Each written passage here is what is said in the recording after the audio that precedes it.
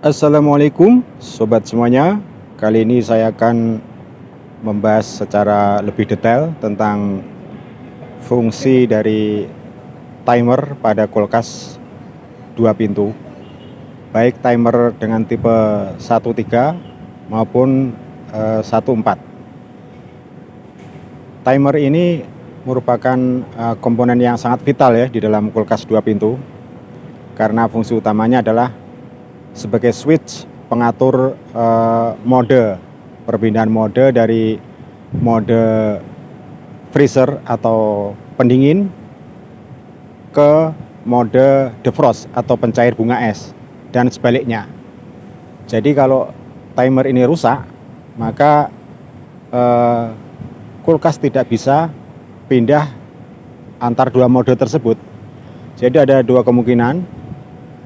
Ketika di mode defrost atau pencair bunga es, di sini fungsi heater jalan, artinya pemanasan jalan, tetapi kulkas tidak bisa pindah ke mode freezer ya, kompresor tidak jalan, artinya kulkas akan selamanya panas ya, makin lama makin panas karena heaternya terus nyala, tidak bisa dingin. Ini kondisi yang berbahaya ya, lama-lama kalau dibiarkan selain tidak dingin juga bisa terbakar ya, karena heaternya akan nyala terus gitu ya, meskipun tidak ada bunga es yang dicairkan ya.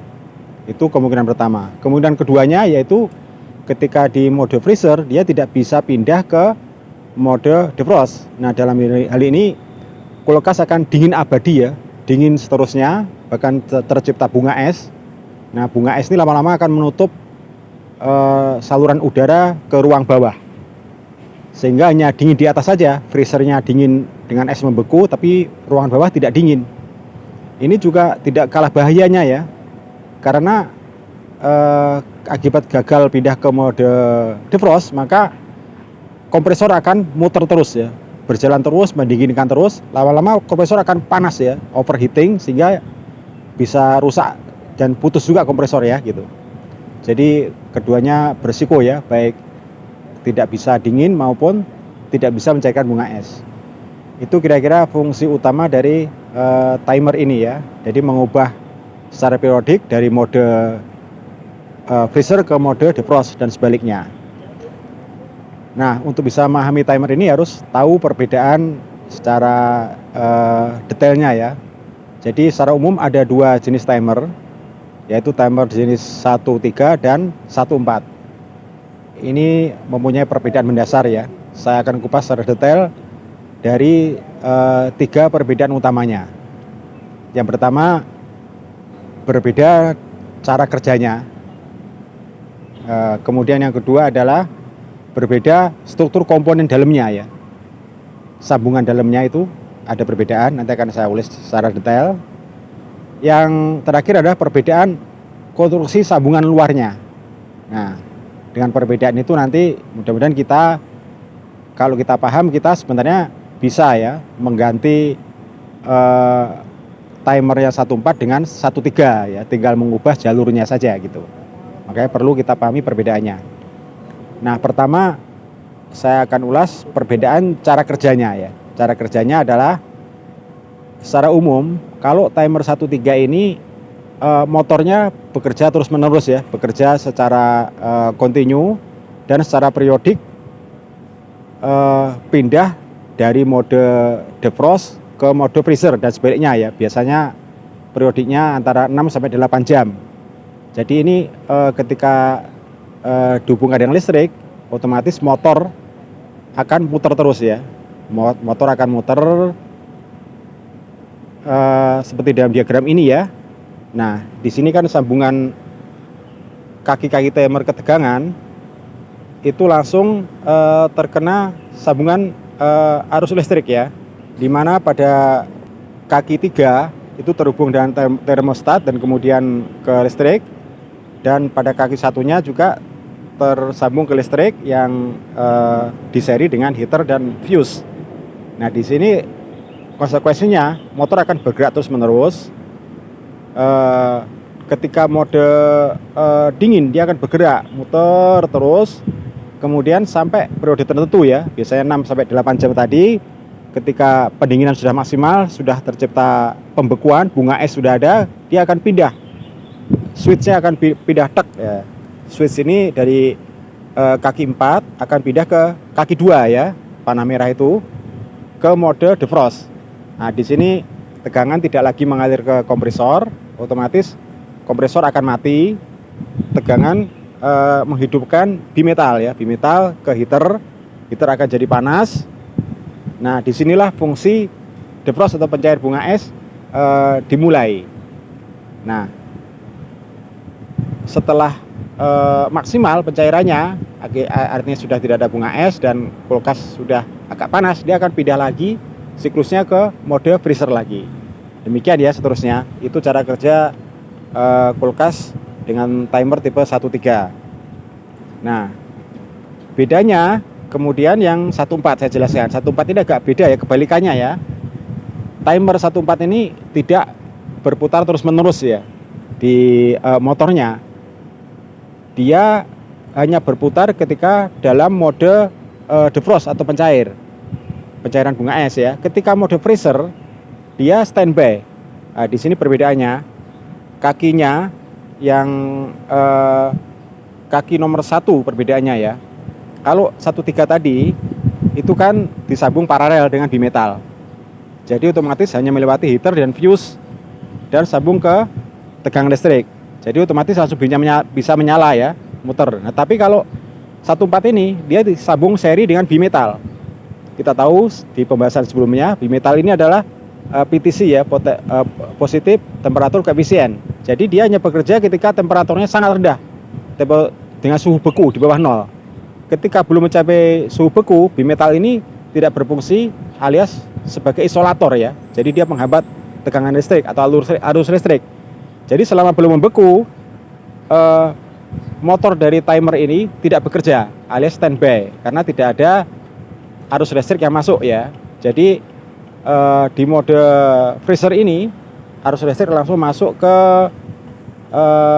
kaki 4 itu ya, yang merah itu langsung masuk ke kompresor. Terus muter-muter, sementara timer dalam keadaan standby atau tidak muter dinamonya atau motornya ya. Baru ketika nanti sudah pada titik beku, suhu sudah mencapai titik beku, sudah di bawah 0, nah bimetal bekerja. Bimetal ini bekerja artinya bisa menghantarkan arus listrik yang menyuplai listrik ke timer. Nah, disitulah timer mulai muter, kemudian mengubah switchnya dari kaki 4 pindah ke kaki 2 ya. Otomatis di sini aliran listrik ke kompresor terputus, sehingga kompresor akan berhenti, mode pendingin atau freezer berhenti, pindah ke mode defrost atau pencair ya. Karena tadi bimetal berfungsi mengalirkan tegangan, heater akan menjadi panas, disitulah pencairan bunga es terjadi. Nah, setelah nanti suhunya naik di atas 4 derajat ya mungkin, pokoknya di atas 0, sudah proses pencairan selesai, bimetal ini kembali menjadi isolator ya, karena suhunya naik dan tegangan berhenti. Switch akan pindah ke 4 lagi, ke mode pendingin lagi. Begitu ya siklus seterusnya.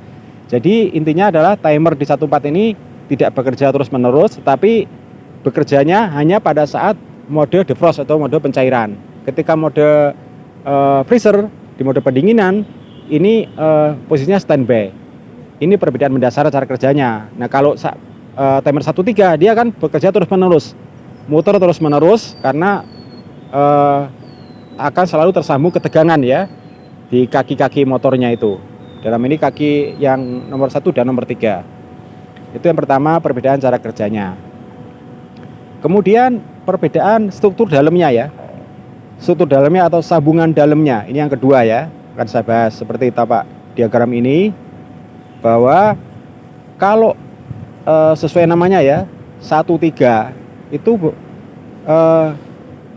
kumparan atau lilitan motornya itu dihubungkan ke 1 dan 3, kaki 1 dan 3 ya. Itulah sederhananya, sehingga disebut timer 13. Nah, kalau timer 14 itu adalah kumparan motornya dihubungkan ke kaki nomor 1 dan 4 itu ya, makanya disebut timer 14. Itu sederhananya.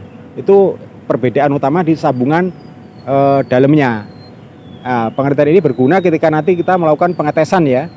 Kalau kita tes pakai avometer, harusnya kalau timer masih bagus, kumparannya masih belum putus, yang mode timer tipe 13 ini ketika diukur kaki 1 dan 3, otomatis kalau kita ukur pakai avometer ya jarum akan bergerak ya sekian ohmmeter. Nah, karena akan selalu terhubung, tidak peduli jam timernya kita putar ya, jarum timernya kita putar dengan obeng ke arah manapun tetap nyambung. Dan juga sebaliknya di timer 14 harusnya ketika timer itu masih berfungsi, ketika kita ukur pakai avometer nanti kita ukur kaki 1 dan 3, dia akan 1 dan 4 kita ukur, dia akan terus menunjukkan angka ohm tertentu karena akan selalu nyambung ya. Nah, itu ya, itu sederhananya ketika kita nanti pengukuran, ketika memahami ini akan lebih mudahkan ke pengukuran. Itu ya perbedaan utama dalemannya ya, struktur di dalamnya. Itu yang kedua. Yang ketiga, sekarang perbedaan sambungan luarnya. Nah, ini terkait dengan penjelasan saya di perbedaan pertama tadi. Di sambungan keluarnya ini ada perbedaan mendasar dan ini patut kita pahami ya, karena nanti akan sangat berguna ketika kita mau mengganti tipenya. Misalkan kita punya kulkas tipe timer 14, kita mau ganti tipe 13, itu bisa saja ya, tinggal mengubah sambungan luarnya ya, jalur-jalurnya kita ubah. Nah, itulah makanya kita harus perlu memahami jalur luarnya. Nah, perbedaan utama adalah di kaki nomor 1 ya. Kita lihat kaki nomor 1. Kaki nomor 1 nanti ini kalau di timer 13 ya, seperti diagram sebelah kiri ini 13, kaki 1 itu dengan bimetal sambungannya ada paralel ya. Kita lihat paralel ya. Nah, di timer 14 yang gambar sebelah kanan ini disambung dengan hubungan seri. Ya. Ini apa konsekuensinya? Karena perbedaan mendasar ini, yang gambar kiri itu sambungan 13 ini karena disambung dengan bimetal, dia tidak terpengaruh kondisi bimetalnya. Apakah bimetal itu mau rusak, mau berfungsi atau tidak, dia tetap tidak berpengaruh ya, karena sambungan paralel ya. Sehingga dia tetap dapat suplai listrik yang mengalir dari fuse dan heater. Ya, sehingga timer ini terus berfungsi, bisa muter terus gitu. Karena dia tidak melewati bimetal. Nah, beda dengan sambungan yang sebelah kanan yang 14 ini, dia disambung paralel dengan bimetal. Nah, kita tahu bimetal ini di pembahasan sebelumnya hanya berfungsi ketika di mode freezer ya, ketika suhu sangat dingin di bawah 0 dia baru berfungsi. Ketika sudah mau mencairkan baru berfungsi dia. Kalau suhunya belum mencapai titik beku belum. Jadi timer ini baru bisa bekerja ketika mode diperlukan, yaitu untuk mencairkan bunga es yang sudah perlu dicairkan ya. Jadi ketika sudah mentok, sudah ada bunga es, mode freezer sudah mentok, dia pindah ke mode defrost, baru berfungsi. Sehingga fungsinya adalah ketika kulkas dalam mode defrost atau mode pencairan ya, mode pemanas yang untuk mencairkan bunga es. Namun ketika di mode freezer atau tahap pendinginan, dia tidak berfungsi alias standby. Nah, ini ya perbedaan dasarnya, sehingga sebenarnya timer ini bisa kita ubah-ubah. Yang timer 13 bisa kita ganti ke tipe 14 atau sebaliknya, tinggal ubah jalurnya aja ya. Kalau jalurnya hubungannya paralel berarti perlu timer 13, kalau hubungan seri dengan bimetal perlu timer 14. Itu sekilas ya perbedaannya. 3 tadi saya uraikan. Nah, sekarang berikutnya setelah kita pahami perbedaan mendasarnya, cara mengukurnya ya. Bagaimana cara mengukur atau mengetes timer ini, apakah kondisinya masih bagus, dan juga yang paling penting adalah menentukan tipenya ya, tipe timernya ya. Nah, kalau kita beruntung ya dapat komponen yang mungkin yang baru di toko elektro ya, itu yang sudah ada simbol-simbolnya, gambarnya, keterangannya ya, nomor kaki 1, 2, 3, 4-nya jelas, tipenya tertulis, tidak masalah ya, gampang. Tapi kebanyakan apalagi yang timer-timer lama ya, yang produk pabrikan, biasanya itu tidak ada tulisannya ya. Nah, seperti yang timer saya ini ya, ini yang timer pabrikan ya dari Toshiba ini polos ya. Kita lihat tidak ada nomor kakinya pun nggak ada, polos. Kita tidak tahu kakinya itu yang satu mana, yang tiga mana gitu ya. Satu yang mana, dua mana, tiga mana, empat mana gitu ya. Nah ini perlu kita pahami betul bagaimana cara mengukurnya ini ya. Ini adalah wujud timer kulkas 2 pintu yang saya copot dari kulkas saya merek Toshiba. Tampak di sini polos ya, tidak ada keterangan tulisan maupun angka-angka kakinya. Kalau kita beli timer di toko elektro biasanya ada tertulis jelas ya, nomor kakinya 1, 2, 3, 4 di bawah sini biasanya, dan keterangan-keterangan dihubungkan kemana gitu. Namun karena ini produk original pabrikan ya, dari pabriknya polos begini. Nah, cara menentukannya bagaimana ini? Kalau tidak ada keterangan nomor kakinya ya, nomor urutnya adalah urutan dari kanan ya, dari sini. Ini kan ada plastik warna putih ini di kanan ini ya. Jadi yang paling mendekati kaki plastik putih ini kaki nomor 1 ya. Jadi ngitungnya dari kanan nih, 1, 2, 3, 4 ya. Dari kanan ke kiri ya, 1, 2, 3, 4. Nah, berikutnya seperti penjelasan yang tadi saya uraikan di diagram, saya akan uji apakah timer ini masih bagus, serta menentukan apakah timer ini tipe 13 atau 14 ya. Seperti penjelasan yang tadi saya uraikan, perbedaan mendasarnya adalah kalau timer 13 berarti kawat kumparan motornya itu diletakkan di kaki 1 dan 3. Jadi kalau kaki 1, 3 ini kita ukur pakai tester atau voltmeter di skala ohm, dia akan menunjukkan angka tertentu ya, konsisten. Nanti tidak pengaruh jarum pemutar ini kita putar kemanapun ya, jarum timer ini kita putar pakai obeng nanti ke arah manapun tetap menunjukkan angka. Berikutnya kalau sebaliknya ya, kalau ini 1,14 tipe 14 berarti ketika kita hubungkan dengan tester kaki 1 dan 4 akan menunjukkan angka ya, meskipun kita putar-putar jarum timer ini dengan obeng tetap menunjukkan angka secara konsisten.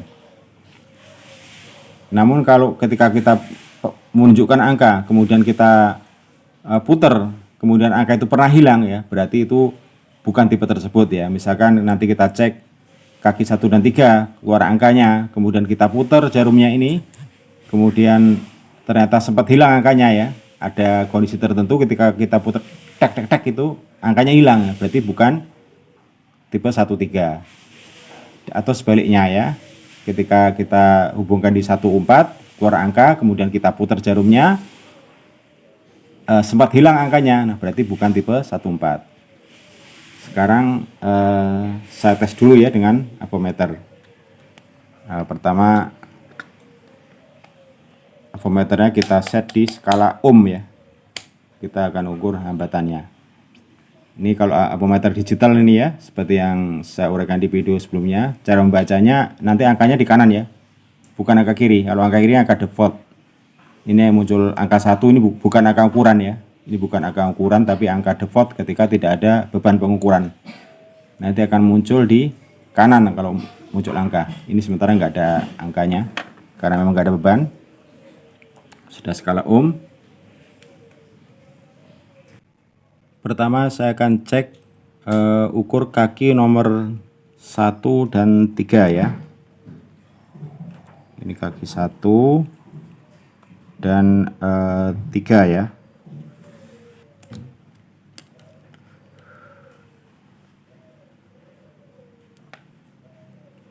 Muncul angka ya.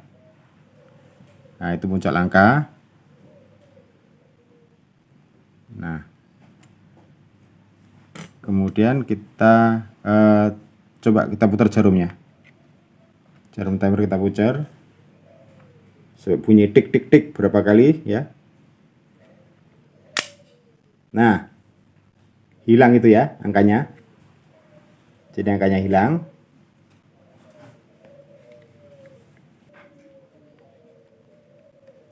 Kita putar lagi ya. Nah, muncul angkanya lagi.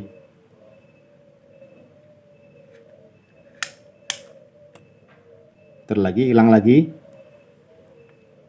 Nah, jadi ketika sempat muncul kemudian jarumnya diputar, angkanya hilang lagi ya ohmnya. Berarti ini bukan tipe 1,3 berarti ya. Kalau 1,3 berarti konsisten akan keluar angka terus ya. Sekarang coba kita hubungkan di 1,4. Kaki 1 dan 4 ya. Sudah terhubung. Keluar angkanya ya. Kita putar.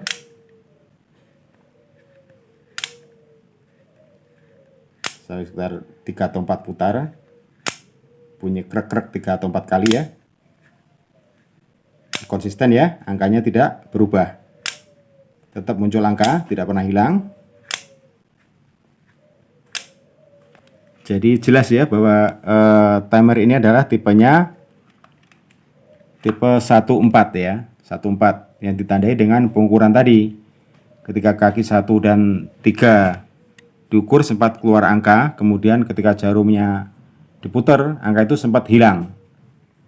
Kemudian 1,4 ketika dihubungkan tadi keluar angka, kemudian diputar secara konsisten, dia tetap menunjukkan angka terus ya, tidak pernah hilang. Berarti ini tipenya adalah 1,4. Nah, selain pengukuran ini bisa menentukan tipe timernya, apakah tipe 1,3 atau 1,4, juga bisa menentukan apakah timer ini masih rusak atau sudah rusak atau masih bagus ya. Kalau pengukuran ini tadi disimpulkan bahwa timer ini masih bagus ya. Nah, bagaimana kalau kondisinya sudah rusak ya? Kalau timer sudah rusak, ditandai dengan ketika dilakukan pengukuran, baik di kaki 1 maupun kaki 3, 2 kali pengukuran, tidak menunjukkan hasil yang berlawanan ya, artinya hasilnya itu konsisten. Dua-duanya menunjukkan angka semuanya, atau dua-duanya tidak menunjukkan angka semuanya ya. Nah, kalau diukur kaki 1 dan 3 itu muncul angka, diputar tetap muncul angka, kemudian itu tidak bisa disimpulkan bahwa itu 1,3 ya. Kita harus tes dulu kaki 1 dan 4. Kalau kaki 1 dan 4 sama kondisinya, muncul angka semuanya ya. Berarti dua-duanya ada hambatan semuanya ya. Berarti sudah rusak, artinya ada short atau konsleting di dalamnya. Yang ditandai dengan bergeraknya jarum ya kalau di avometer analog. Kalau digital ini ditandai dengan munculnya angka secara konsisten di kedua pengukuran. Sebaliknya, jika tidak muncul angka sama sekali, baik ketika dites di kaki 1 dan 3 tidak muncul angka, kemudian di 1,4 tidak muncul angka, jarum diputar-putar ke arah manapun juga tidak muncul angka. Nah, berarti